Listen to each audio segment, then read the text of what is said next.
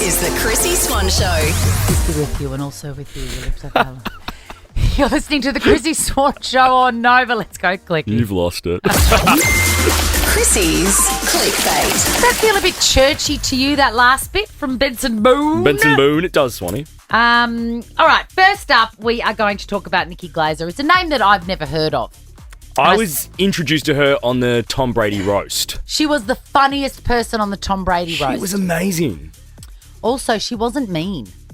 No, she did it in a way... She was funny. Funny, but it comes in the delivery of the person. I agree. Comes down to the way they have... Like, she has warmth. You can tell there's some warmth there. Yeah, and I feel like she was making fun of things that everyone makes fun of. Anyway, to give you an example of how clever she is and why she's been chosen to host the Golden Globes. This is somebody... risky job. Like, nobody knows it.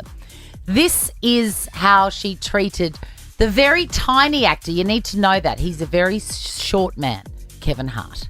You really got to hand it to Kevin Hart because he can't reach. No, Kevin, I love you. No one works harder than this man. Do you know that every morning Kevin wakes up at 4 a.m. to make his movie? I love your movies, or as I call them, short films. Bang. Oh, and then after that she goes, no, I'm joking, I hate your film. She just makes me laugh. She's going to be hosting the Golden Globes. That is a big job. Who did it last time? Was it Tina and Amy, or were they in years far earlier? Whenever you remember something recently, it turns out to be 7 years Right. ago, you know. But it is a very big job. But I do like how the Golden Globes often are hosted by women. Joe Coy, Chelsea Handler's ex, is how yes, I know. I remember that Yeah. one. That didn't go very No. well. No, that didn't. I think he was almost cancelled for making fun of somebody Correct. in the crowd. It was terrible. Was it Taylor I'd forgotten Swift? about that. Was it Taylor Swift that he was making fun of? I forget. And then the crowd turned on him and he did that thing that you Where- must never do. You go, oh, come on.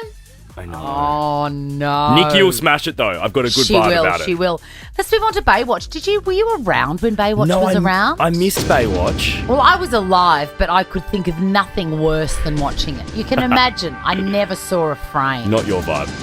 Oh, David Hasselhoff is insane. Someone's got to say it. But we do love Pam Anderson. I do love Pam Anderson. And I love her more now than I did back then. She's done a full 180. Like, she's Earth Mother, you know. She's magic. Full yogi. Very smart too. And there is a big documentary.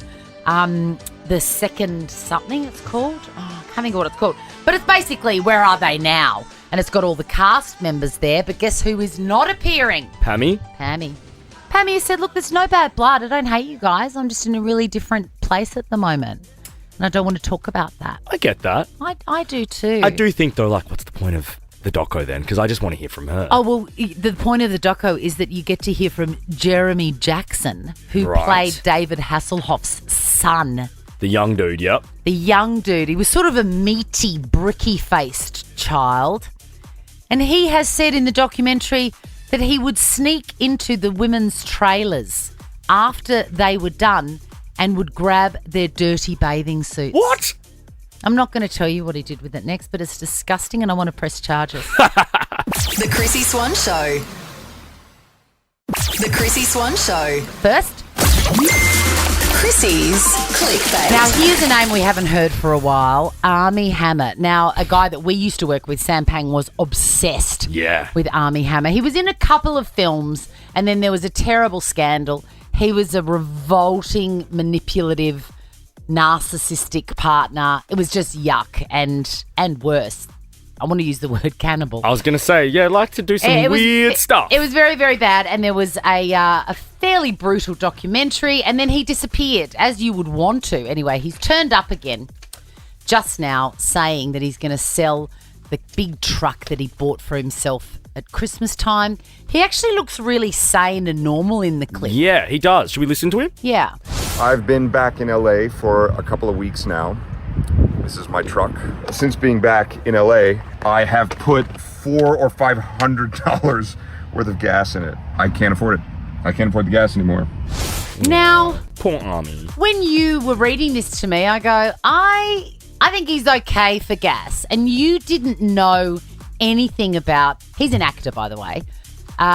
He didn't know anything about his family I didn't. fortune.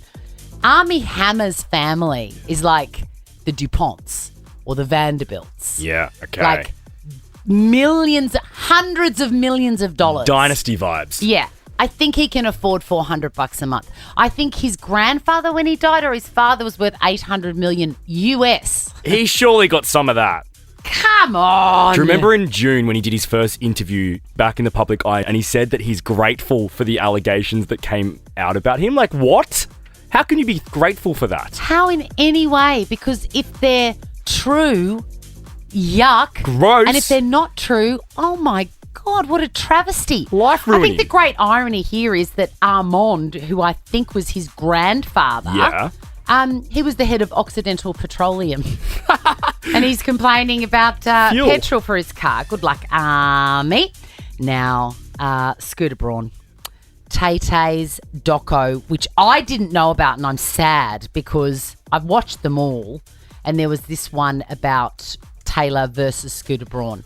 And I really want to watch it because there's a whole lot of questions I've got about how that happened. I'd love to hear a deep dive on that. That she, in a nutshell, he bought all her original music and she had nothing. Every time I buy one, every time anyone buys one, nothing to Taylor. That was the birth of Taylor's versions. Yeah. So people that care about her and love her, like I do, will only ever buy the Taylor's version. I'm sure there's someone listening now going, oh my God, I've always wondered what this Taylor's version is. Yeah. And you always should stream the Taylor's version so that she obviously gets that. You must always. But Scooter Braun is a bad guy. He is a classic Disney villain. And he's watched the documentary about him and Taylor, and he has said some very smart-assery things about it. He says, I finally watched it, and it's just a screenshot of the cover of the documentary. I'm surprised he could speak with those huge piano key veneers. And then he reposted, and this is smart-ass. You know, smart I like, smart-ass I don't. Then he reposted a news story about about Taylor's birthday bash for Blake Lively because she's a beautiful friend. Yeah. And he says, hey, why was I not invited to this? Why is he still trying to bring her up? Like, people already don't like you, dude. Stop. He's disgusting. Go and hide. Also, Swanee, God, I hope none of the albums that I bought before this came to light paid for one speck of that veneer. Also, that doco, Taylor Swift vs. Scooter Braun, Bad Blood, is on Amazon here. Now? Yes, I've just Googled it. It's I've got on to go. Prime Video. Bye, Jack. Ricky Lee, Tim and Joel are up next.